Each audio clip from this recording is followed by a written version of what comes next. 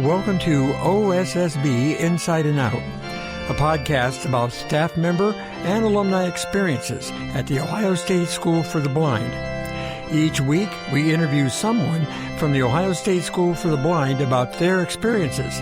Now here's your host, Brendon Hamblin.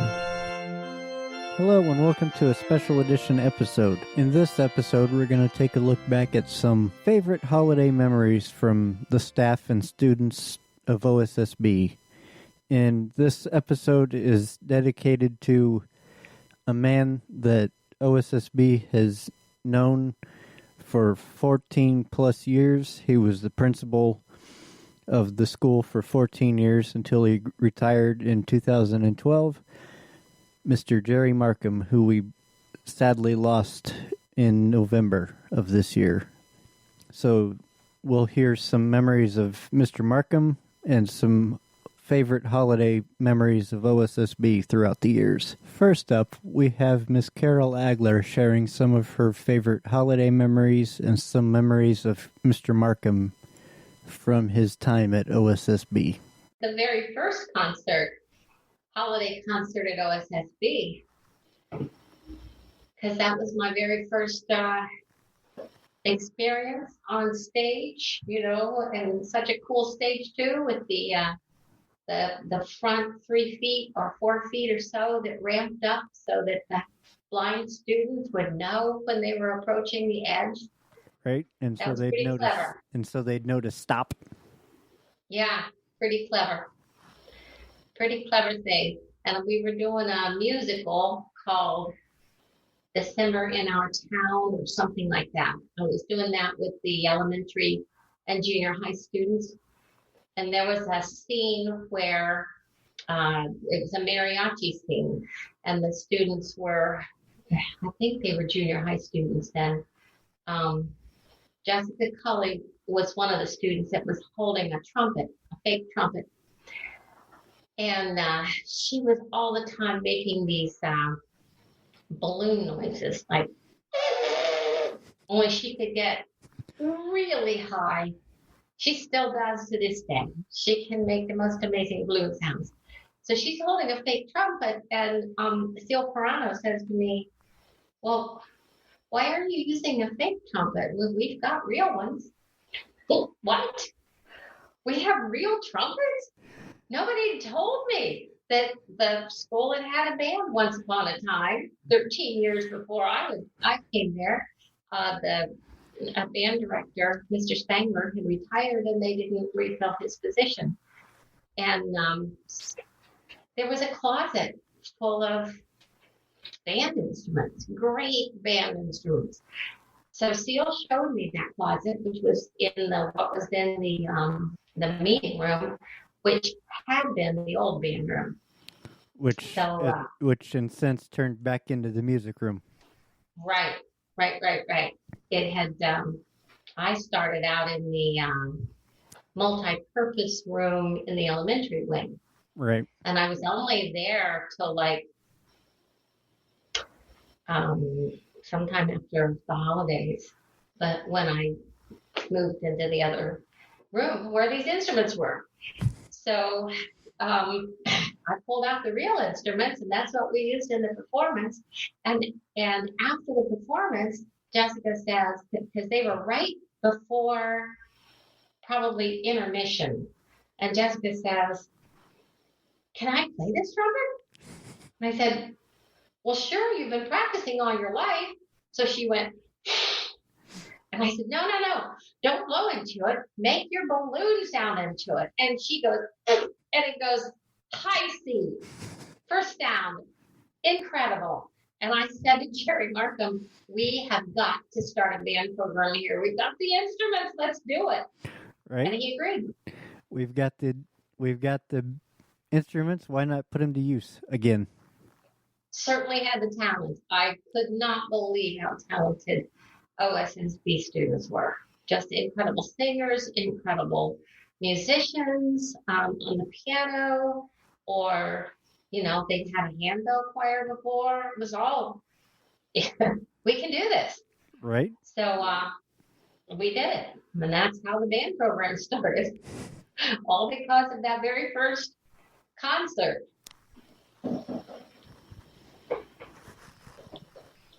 So that's one of my very special memories. That one always comes up first in my brain, when I'm remembering the magical moments at OSSB.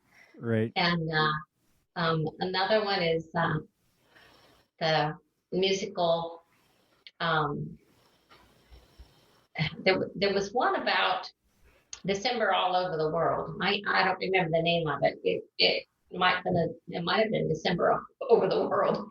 I don't remember. It was probably my second year, but I can remember we got to use costumes from my daughter Jessica had been in a musical in her high school, probably the year before, and it was called Once on This Island. And the girls in that got to wear these colorful skirts with ruffles at the bottom, and they were long skirts, very full and just colorful. So we got to use those in our Mexican scene. Again, and I had people fighting over who got to be the shopkeeper, which adult got to be who got to be the shopkeeper in the Mexican store, It was fun. And then another year we did It's Christmas Carol. I was there for that one. Jerica Williams was Carol, the elf who saved everything. And then Mr. Marcom was always backstage helping, in every concert. So especially the Christmas concerts. Right. But we did Santa songs, and he would be Santa. We had one called Santa, You're a Real Cool Dude. And then he got to be Santa during that. And another one called Santa's on the Rooftop. And Santa's on the rooftop putting up lights. And Jack Miller made this scaffolding, and in front of the scaffolding there was like a wall looking thing. It was a faux chimney, wasn't it? Yes. And Jerry was up there on the top of the scaffolding, pretending to put up lights, and he just stole the show. Wow! Pretending he was falling off the roof and all that. He was just a riot. Kids just loved it. We all loved it. I remember that one. And then the year we did It's Christmas Carol, he did the can. Ah, okay. Yeah, and that was for the fund drive of some sort, or can drive. Yeah, that was the can drive. Food drive? Yeah, that was the food drive. Can drive, food drive, same thing. Mm-hmm. I remember the old lobby was full of non-perishable food, so... Wow. I'd say we did pretty good with that one. Yeah. Although we did pretty good with most of our drives, so... Which is good. I remember a December to Remember. I think that was this year that Arnett Howard worked with the band, with the choir, to record us. Uh-huh. And he loved that song so much that he asked for a copy of it so that he could use it in his show, which is a very touching song. Well, that's good. He recorded, he recorded Donnie Boggs singing harmony with himself on a song.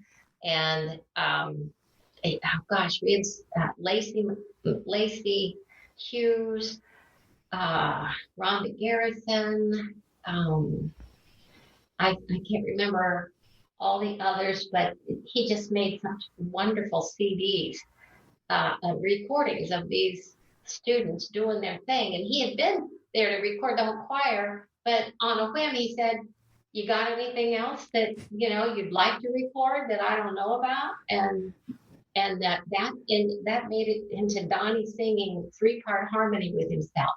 he would just keep layering it. And it was just one take and done, one take and done for all 3 times. It was just the coolest thing.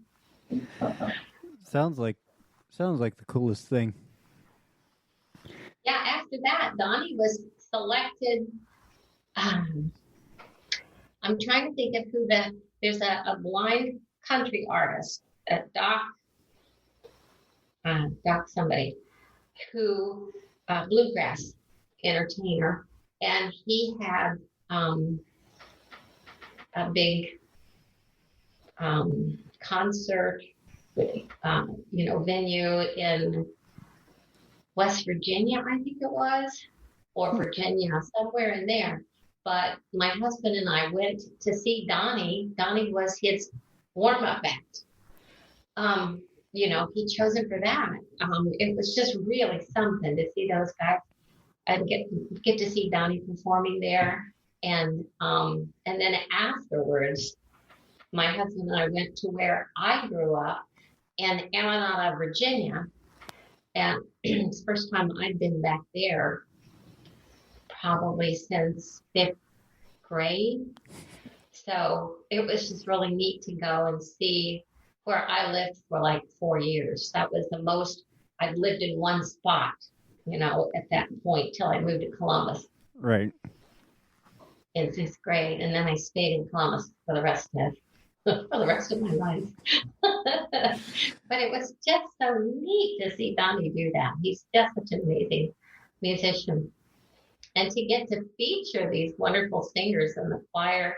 Matt Cromer sang I'm Dreaming of a White Christmas with his bass voice, when the choir was doing the backup. It was just like the one you hear on the radio, all the time. Right. It was so cool. He had gone from being my boy soprano with the highest voice in the choir to being my bassiest bass. And then after Cromer, we had Chris Pennington, who was bassy. He was even bassier than in fact he was bassy in elementary school. I've never heard his voice high. I never did either. But yeah, he is indeed bassier bass than lower bass than Matt Cromer. Cool. And then Mr. Marcom and Dr. Lou helped create the marching band, correct? Or was that just Dr. Lou? Dr. Lou, Mr. Marcom back us up 100%, but we had the band, and that started in 2000. The band itself program started in 1998. Then in 2005 was when the superintendents of the blind school, deaf school got together and they talked about their next year. And it turned out that the deaf school was reviving their football program after, I think it was like 23 years or something like that, or 32. It was something really long. Time. Yeah. Yeah. And they jokingly said, hey, the blind school can, at least I think it was joking, the blind school could do a marching band. And Lou got back to me. I was sitting in the office when he came in. This is the principal's office. When he came in, and he was laughing. He says, Carol, this is what happened. And we said, wouldn't it be cool if the blind school provided the marching band? And I said, yeah. And he said, you mean you do it? I said, yeah. And he called up the superintendent right away and said, she said yes. We're going to have a marching band. And then that night, I was thinking about it. I'm thinking, wait a minute. I have like 11 members in my band right now, my high school band, not the whole band program, but the high school band. Right. And 5 of them play keyboard, Some play the bass part or whatever, but they're playing keyboard, and I didn't have any marching drums. I have one bass drum, but it's too big. I can't. It's got the hooks on it, but it's just ginormous. There's no way. And Lou said, "Oh, I'll get this thing for you. Don't worry about it. You'll be fine." And so the summer came and went, and school started up again. And he said, "I got, I picked out my drums, and we ordered them, and the deaf school football program went on, and so." Voila! I had a marching band show that I had to create in 5 class periods, and we did it. When we even did Le Regiment, I remember Pat Wilson. He said, "You really ought to do script Ohio in Braille during Le Regiment." And I thought, well, that is perfect, but there's no way we can learn that whole march. So I picked 16 measures. And I used paper plates on the field to mark the spots for the letters, the OSSB letters, but they kept blowing away. And I'm thinking, I need croquet rackets, whack wickets or whatever they are, to hold these things in place. But it would take me 15 minutes to get the kids out onto the lawn, because I didn't have an aide, and it would just be me helping the kids out, and those that can see, which they, we had a few that could see, so they would take a few out with them, and so we did our halftime show, and it worked out great. We did Le Regiment. We marched onto the field doing Le Regiment and into the OHIO, not OSSB, OHIO formation, and I think we had 13 members, so that's 6, 7, 8, 9, 10. I needed 11, and then I had the capital dot, which would be 12, or I could do a period at the end. Either way, to work in all the people. Right. And I think I did the capital dot, so I must have had, just the exactly right amount. And then we formed a line and played 2 pep tunes, which they already knew from previous years, Go Fight Win and the Hay Song. And then we marched off. 2 of my favorites. Yeah. It's just a great day. Beautiful weather. And the worst thing was, I had made these charts, and I had a couple of people helping me, and, at the game day, but we didn't have any chance to practice. The OSSD, the Ohio School for the Deaf, didn't put their field out on the grounds, didn't paint it until the weekend before the game. So I couldn't even have a field trip where we learned to practice on the football field, So it turned out that their stands were not centered on the 50. They were centered on the 40. So in order to do my show to the stands, I had to move everything. And there I am. Once I get there and I realize the situation, I'm redrawing all the designs to show people where to bring their kids. And but it all worked. We had a great show. I was one of the, I was sort of the lead person to take everybody out. And I got so excited, I went right past my mark and had to turn around and come back. Everybody followed me. We just kept playing those 16 bars until I gave the whistle. It worked out. Nobody knew the difference. Nobody knew that we didn't know what we were doing. Right. Oh, and the next year with Dan Kelly, and we had our, that was the year we did Come On, Feel the Noise, and the 1812 Overture, with the cannons and all that. And we did Le Reg, and we did much more of it. Not the intro, but we did much more of it. And we might have done all the rest of it. I can't remember. But at any rate, during that one, we were playing the Star Spangled Banner to start the whole thing. And I had the band over at the end zone, and Mr. Kelly had Macy McLean, who was going to sing it with the band at the sideline. And he gives me the cue to start the band, or I give him, I don't know, somehow we got our signals crossed, and Macy starts singing. And she's got perfect pitch, so she's singing in exactly the right key.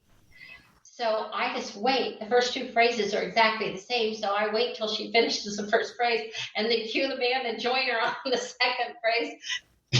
It looked like we planned it that way, just to show off what great students we have. Right? I thought, well, we got to do that all the time. We've had to do that a couple times during my time in the band. It So was fun. It was fun. It worked out great, and that show was spectacular. It was my, at the end, the last thing we played was the 1812 Overture, because we always started with La Rege at that point. And so then we're lined up in a V formation with a cymbal player at the top of the V, closest to the sideline. And it turns out there are 13 steps between him and the sideline. It was Rich, and I can't remember his last name, but Cody? He would take Cody Rich? Cody Rich, you're right, Cody Rich. And he would take a big step and right at the end, and you know,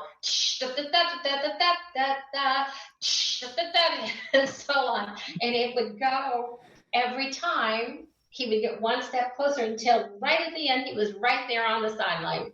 It was like, couldn't have done it better. Right. Then we had a lot of fun over the years with Mr. Marcom. Yes. For anything from the can that we mentioned to, I forget, did we tape him to the wall? Or was that? See, I can't remember. I suspect we did, but I don't recall exactly. I don't recall exactly either. Yeah. I remember somebody got taped to the wall, and I think it was him. I can't remember. I know for sure it was Mr. Kelly, Ralph Marivola, Mr. Heath, and I think there was like 4 or 5 people that we taped to the wall for a separate fundraiser, or no, a food drive or book drive or some type of drive. Right. And then there was, of course, his retirement assembly that I was a mess for, but what are you going to do? I always got emotional when people left. Everybody was a mess. Everybody. I've got so many pictures of the, I don't have it. It's on my iPad at school, or excuse me, it's on the school's iPad at school. Right. But just picture after picture of people hugging him and you know, wiping tears away because he was such a beloved principal. He was a good guy, and no matter where or if, say, my parents came in and wanted to know where I was, he'd send them on a wild goose chase to find me and have fun with it. Uh-huh.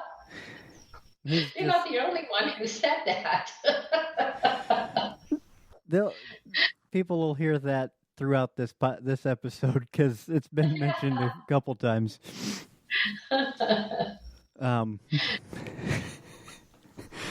But yeah, any other memories of Marcom that stick out to you? Oh heavens, yes.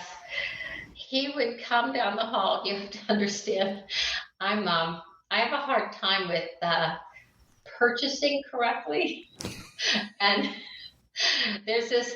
They had this rule that you were supposed to request something before you bought it. Right. And I would go to Stanton Sheet Music, and I would get a stack of music to look at for 21-day trial. Right. And before you knew it, the 21 days would be up, and the school would be getting the bill for that music. And during my break, Jerry knew when my break was. I'd hear him coming down the hall.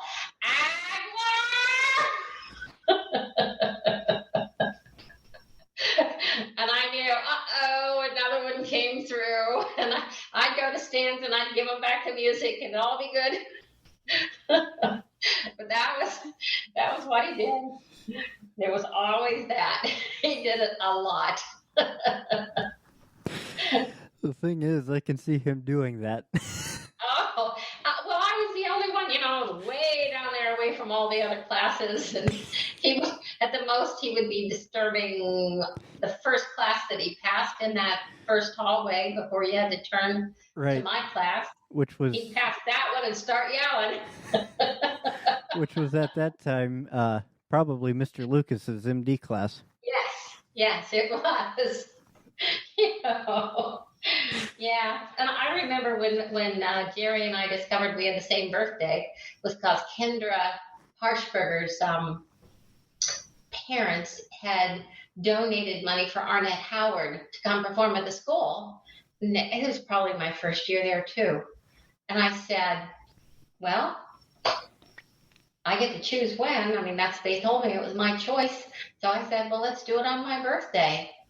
And so I got it all set up and went in that. Well, I had to ask Jerry's permission. And I told him I wanted to do it on my birthday. And he said, well, when's that? I said, February 17th. And he said, no. Right. Well, yeah, that's my birthday. And he said, well, that's my birthday. Well, this had to be right before it was in the early winter of 2000, because I remember saying to him, well, he said, how old are you? And I said, well, I'll be turning 50. And he said, you were born in 1950? I said, yeah. He said, so was he. Just like, so we called ourselves twins after that. What are the odds? And then Andy Love and Whitney Bryant and Lolita Chenpapa all had the same February 17th birthday. Seemed to me there was one more, and I can't think of it right now. But anyway, we all said happy birthday to each other and still do. I hope everyone has a very happy and safe and COVID-free happy holiday and on a musical holiday. I wish you all the best. On December 24th, Christmas Eve for most, many were out and about enjoying the wintry weather, enjoying the wonderful snowy day. Children were building snowmen, slipping and sliding in fluffy snow. Moms and dads were baking trees in the kitchen, while older siblings decorated the lovely trees. The anticipation was high for Christmas Day, but not everyone was hyped for Christmas. Behind every child's eye, there was a hint of fear. A fear that the evil Mr. Kelly would come in and take all of their gifts, or even worse, take them instead. Hey Julia, did you hear about Mr. Kelly's dog? I know, poor thing. I wonder why he ran away. I know Mr. Kelly is a little scary. Emily, Mom said you have to take me to go get Andre so he can spend the night. Ugh, doesn't Andre have his own family to spend time with on Christmas Eve? But Emily... Whatever, Johnny. Sorry, Julia. I gotta go. It's okay, Emily. I'll catch you later. Hey, Johnny, I'm ready to go. Sweet, I got so much planned for us to do. We can play games, listen to music, and look at girls. None of that, you two. I just texted Mama, and she said Julia could stay over with us for Christmas Eve. So no looking at girls. Now let's go home. It's cold outside. Let's go have some fun.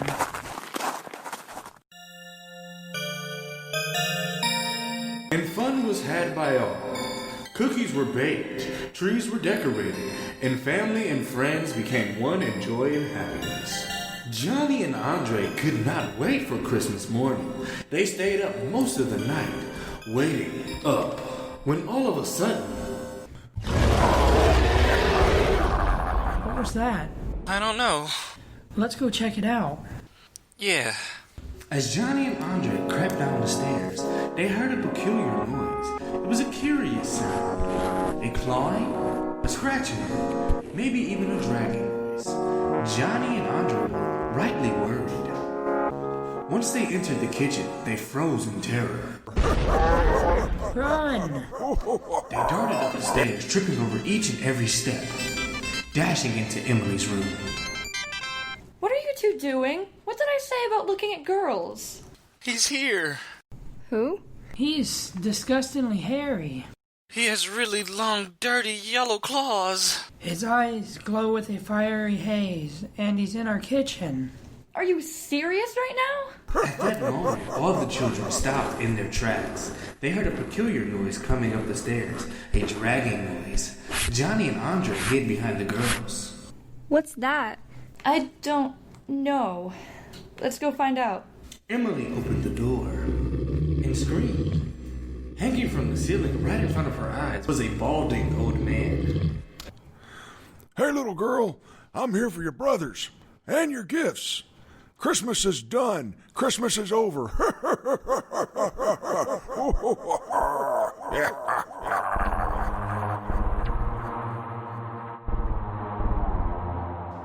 Emily slammed the door, locking it quick. She tried to open the window, but realized that it wouldn't budge. What do we do? The kids dashed from the room, Arg! Come back here, you little... darting past Kelly. Christmas is dead, and so... Ouch! What the... Did you just shoot me with a marshmallow? Indeed, that's exactly what happened. The kids darted out of Johnny's room with marshmallow shooters and Nerf guns, ready for battle. We are ready for you. You will not ruin this Christmas. How'd you know fun and happiness were my weaknesses? No!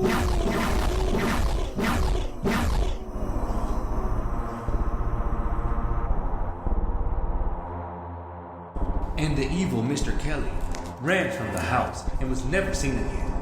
Have a happy holiday, and remember, always keep your marshmallow shooters locked and loaded.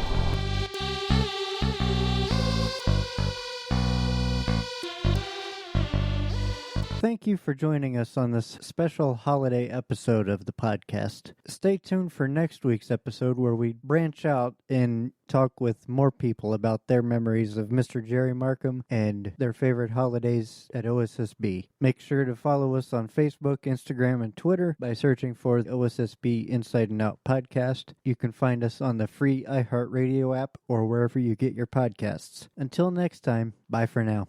Thanks for joining us this week on OSSB Inside and Out. Make sure to follow us on social media on Facebook, Instagram, and Twitter by searching for OSSB Inside and Out Podcast. Make sure you don't miss any future episodes. You can find us on all the major podcast platforms. Thank you for listening.